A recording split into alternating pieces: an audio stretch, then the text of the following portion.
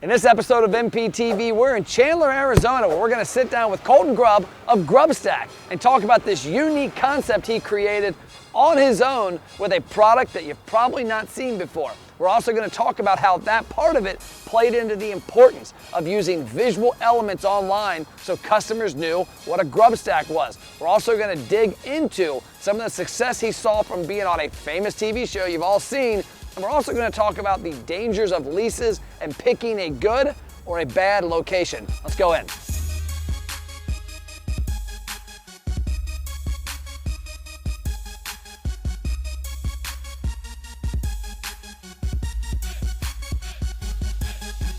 Hey, what's up? It's Matt. We're back with another episode of MPTV. This time we're sitting down with Colton, the owner of Grubstack in Chandler, Arizona. What's going on?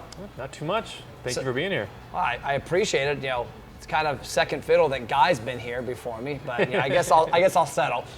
Yes, we were fortunate enough to have a visit from Guy Fieri, Diners, Drive-Ins, and Dives. Filmed the episode a couple years ago, and it aired in February of 2018. Yep. So I guess tell us about yourself, about the business, how you got started. Yeah, so my name's Colton Grubb. Grubstack is the name of the restaurant here, and it's a kind of upscale, fast casual eatery. We order at the counter, but we make everything fresh to order. Most of our food is made from scratch in the kitchen, and we bring it out to the table, and it kind of turns into a full service experience, after you order. Yeah, when I first met you, I saw the Grubstack, thinking, and I saw your name, and I'm going, he changed his name? Like you were meant to be in the restaurant business. Yeah, the name spelled with two B's, but I was fortunate enough to kind of fit the concept with my name, and grub, food, and then stack. We build the meal. Our main entree is on top of a base of your choice, so that's where we stack the food. So the idea came from kind of how I ate growing up, or more of a single guy in my 20s, where I just put food on top of rice or veggies, and did that at home. And in this case, it all kind of started with what would that be like on top of fries, and then incorporating healthier side of it too with veggies or quinoa, whatever it might be. So that was Grub and the stack, and it kind of came together that way. What did you do before Grubstack? How did you get in the restaurant business? Was this the first venture into it? Outside of being on the other side of things as a diner, this was my first time being in the restaurant business on the business side of things. I was in the car business for 5 years or so, working across the valley here in the Phoenix metro area. And before that, I worked for the Phoenix Suns in sales out of college, which was a great learning lesson and tool to really get exposed to some tough work. So. Yeah, I can imagine. So when you guys were creating the concept and you came up with it, you opened the first location. How quickly did the second one open up? And then now you're at one now, right? We are, yes. So I started working on the idea the fourth quarter of 2014, kind of transitioned out of the car business and knew I wanted to be my own boss, and I always had a passion for food and loved going out to eat. It always reminded me of family, and so push come to shove, had the idea and just could not stop turning it over in my head, and ended up, fast forward, we opened the first location in downtown Gilbert in December of 2016. And then we ended up opening this location in November of 2018. Yeah. So we've been now here in Chandler for just over 2 years, and we ended up basically relocating everything from downtown Gilbert to this location, which we had some enhancements like the full bar, expanded patio, more in a neighborhood family area that kind of fits the concept, and just kind of a lifestyle center instead of a targeted. Downtown Gilbert's great. My wife and I and our son live right down the street from downtown Gilbert. That's more destination dining, and for a new eatery with basically from scratch, started from nothing. Definitely hard to compete with 10, 15, 20 restaurants that have been around forever. So made sense to move at that time. And I love the layout. I especially love, and I love when I see these, the double-sided bar to me, that it's being served with two purpose. The patio. I'm from Northern Kentucky. We don't see it a whole lot because it's cold too freaking often. Yeah. But I love the fact that you open that door up and you're inside outside. Yeah, and we've got a beautiful view, looking down, southeast to the Santan Mountains, and we were kind of concerned a little bit. They're building a new high school, actually just right next to this lot here, and didn't go too high. So the view is not impeded if you're enjoying a nice cold beverage. So on the menu, you could probably go hog wild. I mean, I've been to Canada many times, and I always pronounce it wrong, but poutine up there, there's always gravy and pork and french fries on something. How did you contain yourself to not, because I know in the restaurant business, you want to not have a billion SKUs and have your dry storage full of everything. Yeah, so we, one of those things with the concept, customization is key. And one of the phrases that we've used, or I've used a lot, is you can be as healthy or as indulgent as you want to be when you dine at Grubstack. So if you want to be super clean, we have keto option or vegan or vegetarian, whatever it might be. You don't have to go down the path of a spicy crispy chicken sandwich or fries or whatever it might be. But in terms of figuring that out so you don't have a crazy amount of inventory, we had to figure out what worked well together. So different sauces that would work potentially well on waffle fries would go well with quinoa or mac and cheese. So it took a little bit of trial and error. We had our first chef, culinary person, did a phenomenal job of working with me in terms of, because I don't have that culinary background, of kind of some of my thoughts and his thoughts and put them together, and we've it worked out well with a lot of those flavors. And then we've continued on that path with our current culinary leader, Michael Tatum, and he's done a phenomenal job with the spicy crispy chicken sandwich, adding a lot of flavor to the menu. Fish fry is phenomenal, from scratch tartar sauce with fresh dill that has a huge following.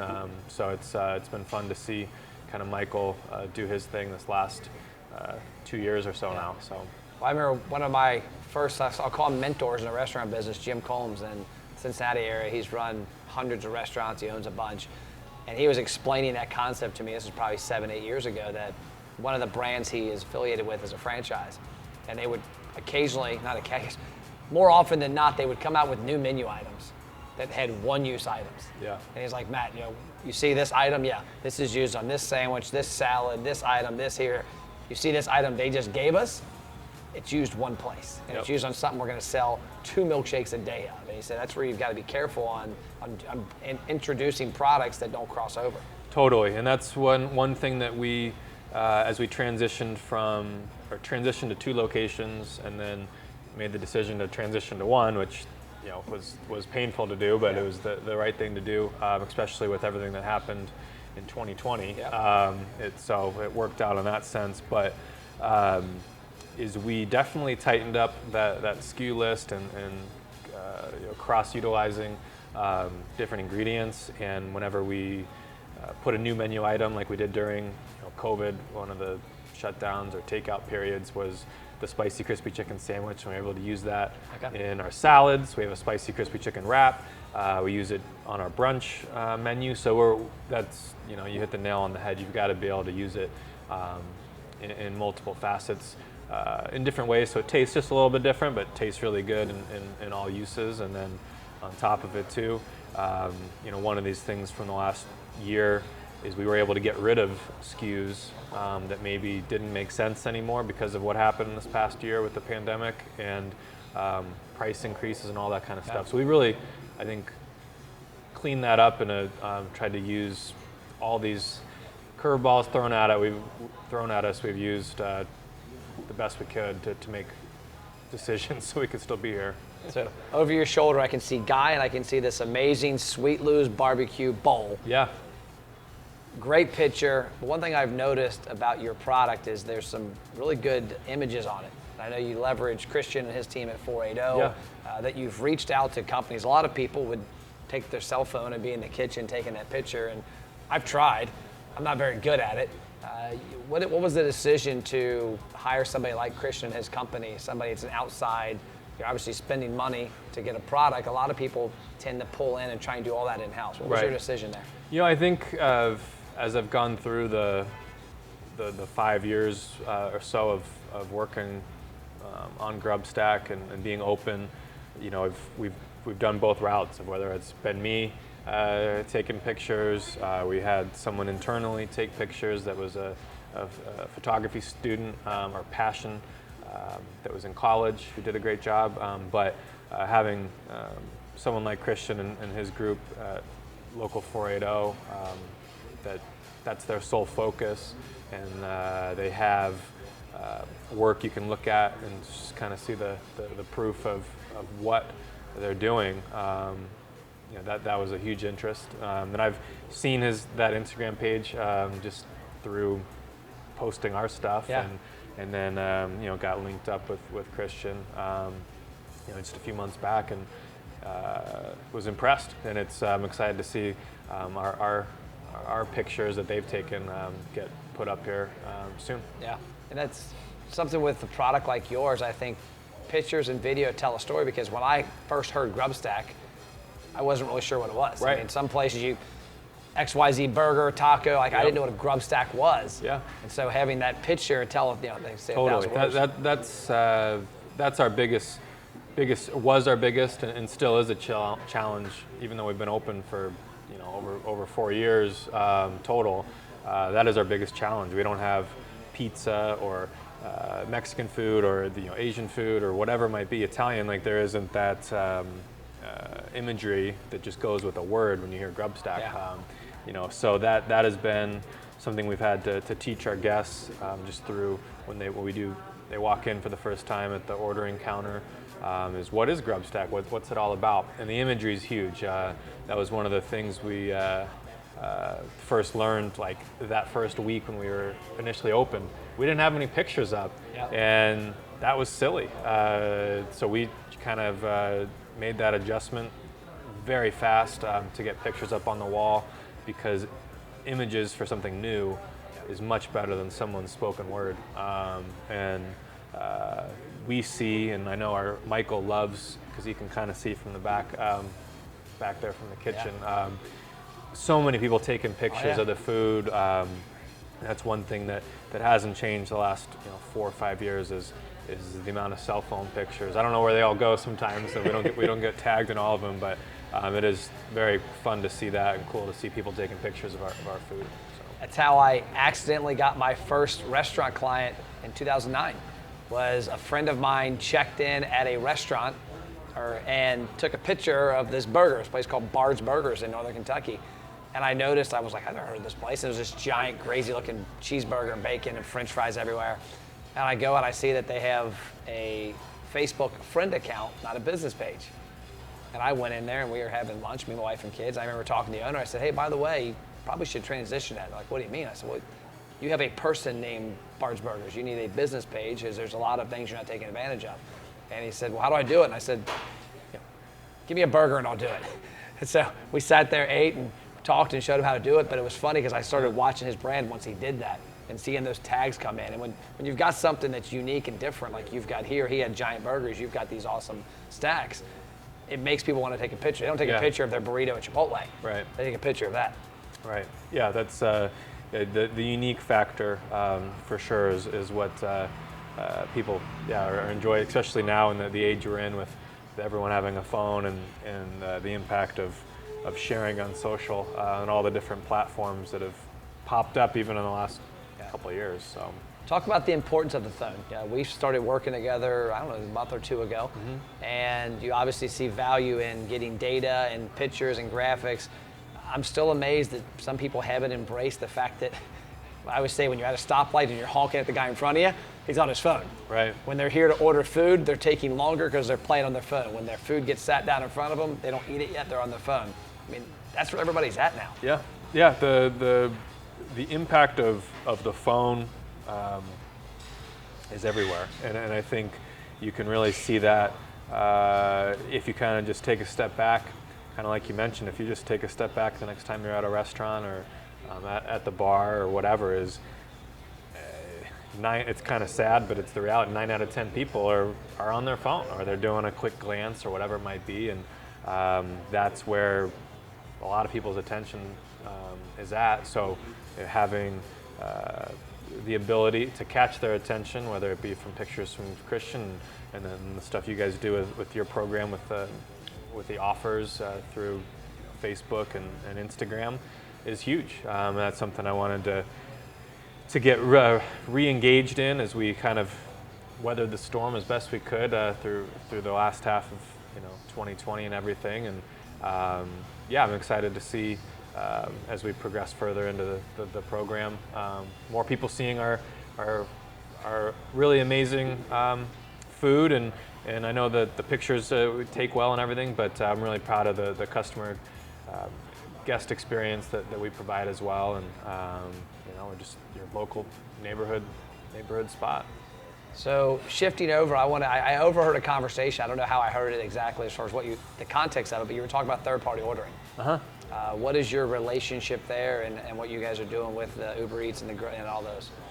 Yes, I've been hesitant to give my full speak or feelings on third-party deliveries. Right now, we're currently using Grubhub and DoorDash. Okay. We stopped using Uber Eats December 1st.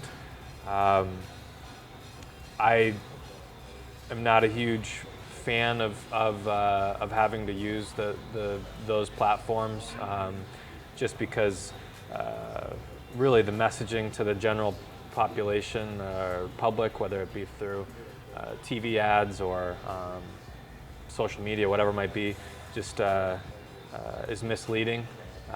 Those platforms, specifically Uber Eats, is not being truthful to the customer, the end customer that is theirs and ours, and it's kind of had enough. It isn't worth the percentage of the fee that we have to give Uber, which they're in business to make money, and I get that. There's nothing wrong with that.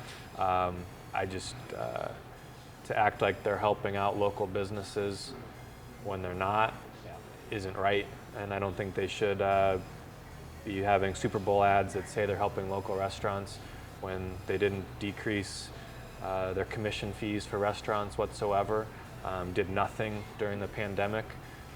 When you had a lot of restaurants, we were on it before, I made that decision, I was okay with the fee, but before everything happened, but you had a lot of restaurants that were forced to use a product that they would have never used. So that frustration just kind of grew over the summer, and just the to-goes, and like, why are these people at home that are ordering food from us, they think they're helping a local restaurant. It doesn't have to be just Grubstack, any local restaurant, locally owned. They don't realize that they're paying Uber the delivery fee, the extra whatever fees they tack on. Nothing goes to the restaurant, and then we actually give a portion of the sale to Uber as well. So they get it from both angles. And that was a long-winded answer, and I guess you now know how I really feel. I just everyone has the right to make money. I just think you got to be upfront about it, and saying you help and support local businesses when you literally did nothing. Didn't cut commission costs, and the only thing you did was get payments. You could get payments the next day, or the payments you've received or earned, instead of a week later. A deposit 6 days early does nothing. Well, the part that surprised me when all this hit, I've seen both sides of the third party. I think there's an opportunity to get somebody from a marketing standpoint, acquire them. I think as a restaurant, you need to figure out how to get them off of it. But I also, when it hit first on, when March came around, I had a lot of clients that never used it. And I said, I'd be blown away, and I'm still am surprised. Like Uber, if I was Uber, I would have said, you know what? We're going to eat millions in fees the next 6 months. Our marketing expense isn't going to go to a Super Bowl commercial. It's going to go to waiving all fees at the restaurants, so we get consumers addicted to using our platform. Right. And if consumers get addicted to using the platform and restaurants on board, then you come out with a solution that helps all the parties. But I was really surprised that didn't happen, and none of them really did it.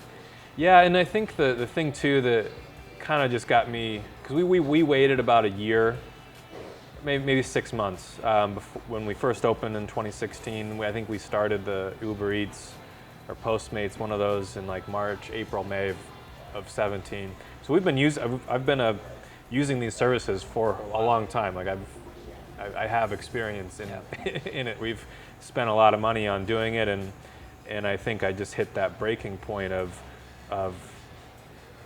just the lack of correct information getting to the end user, and it just bugged me, and it still bugs me, as I probably can tell. But I remember we initially were paying 35%. So like if someone spent $10, we would give Uber $3.50. And then it changed. I was like, hey, this is crazy. Like these other platforms are not as high as that. No, there's nothing we can do. And then you hear other restaurants that have lower, this and that. And then, so well, we open another one. I'm not going to do, okay, we get it to 30. Okay, well, it doesn't work. It doesn't make sense financially. And well, you can start raising the prices. Just, we don't want you to do it, but you can do it. We approve you to increase your prices on your platform just for Uber. Well, so how's that going to work? People are going to see it costs more on Uber, but then they go to our website and it costs less. Like, that's confusing. Well, that's the only thing you can do because we're not changing the price structure. Yeah. And I just, I just didn't like that. Yeah. I don't think that's right. So we'll see what happens with the other delivery companies. But for anybody watching this or listening, the best thing you can do for a local restaurant, it doesn't matter if it's a national chain, order through their website, call, and pick up. And if they have their own delivery, use their own delivery because it's all in-house, and that would be the most beneficial to them. So that's my take on that, is to help any of these restaurants call or order through their website, and just kind of get away from these third-party apps. Just as Matt said it, they kind of missed the boat on what they could have done this last 6 months by spending that money to really help businesses, which they didn't do. Okay, break time. Restaurant owners, you're watching MPTV, so you're obviously interested in increasing your sales and profits. But what if I told you could eliminate the hope and pray out of your marketing? You could spend money and actually see results. Most marketing starts with attention, like a billboard. The problem is that attention leads nowhere. That's why we created the ROI Engine Restaurant Program. We take attention and gain huge engagement, whether it's in-store or online. We help you build a database with deep customer information that's comprised of email, cell phone, and birthday. And then we drive them into the restaurant with trackable results. Yes, results you can actually see. If you're interested and want to have a conversation, check out restaurantmarketingthatworks.com. Worst case scenario, you get a lot of great ideas. Now back to the show.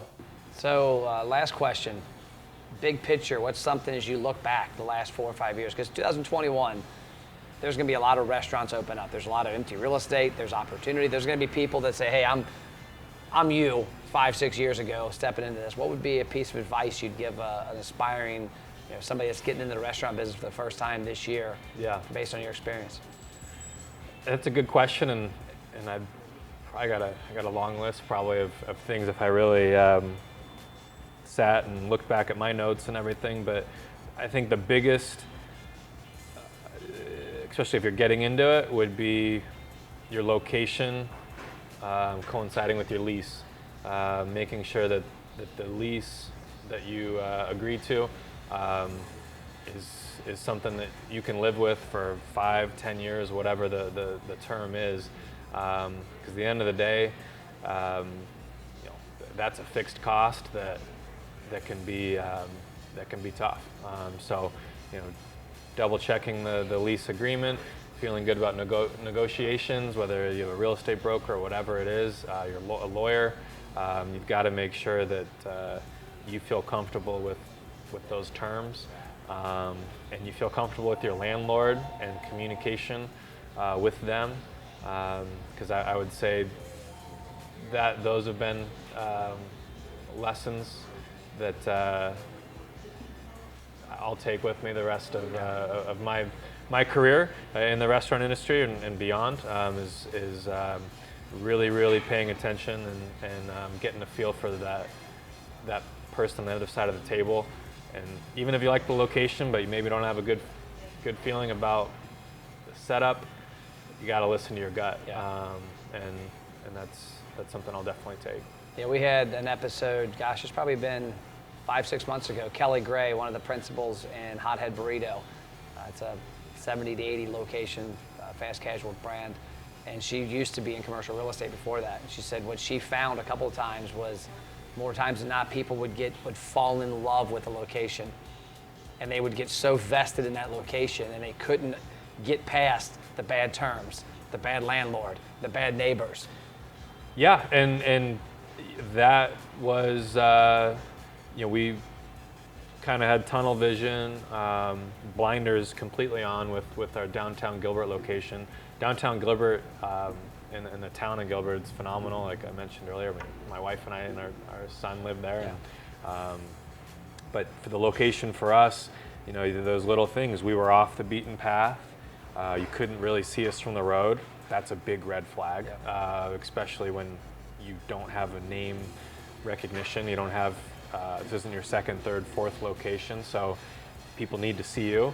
And so it's important, but downtown Gilbert, it's booming, it's crazy and all this. Yeah, it is, but if people know they want to go to eat at XYZ place, and that's where they go, you have to hope they walk by you or park at the parking garage next to you, and that they remember you, that you're there, and then you come to front of the mind out of the other 6-7 restaurants they've already been to. So it was that first month, I was like, oh man, I really, I'm the owner, but everybody kind of involved in the inner circle, like we kind of got lost in that, man, this is just location, everyone, it's buzzing, but people don't see you and they don't know what you are. Yeah, it's double whammy. It's a bad deal. And, but we did the best we could, and thankfully we got found by Diners, Drive-Ins, and Dives, which really helped exposure. But yeah, that combination of location, and then if you tack on some other things that you don't find out later with the landlord, I'll just leave it at that. Then it can be stressful, and it's hard enough to run a business, let alone the restaurant. So if you throw in all that, it's a good friend of mine, it's always talked about some of the same stuff you did there. He opened up a location, and he had a chance to open up a wing brand next to a Harley Davidson dealership. It was a former car dealership. And it was just match made in heaven. Our wings were motorsports themed. They're a Harley dealership. It's by the mall. It had all this cool stuff going for it. And he opened it up. And I remember the first time I met him, and he asked me what I thought. I said, I live over here. You can't see it. It's the only time I see it is I go out the back door of the mall, and I'm only at the mall one time a year.